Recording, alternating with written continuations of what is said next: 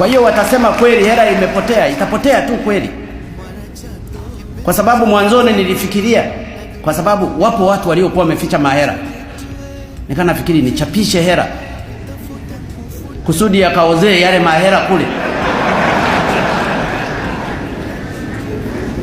kwa sababu ninafahamu trendi ya watu wanavyohamisha hela kutoka kwenye mabenki kwenda kuzificha.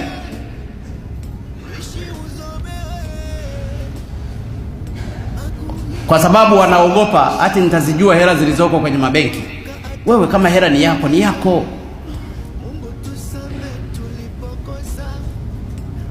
Na wajihadhari. Naweza nikaamua hata siku 2 tu 3 nikabadilisha hela, ili hela mlizozificha kwenye magodoro kule zikaozee huko huko.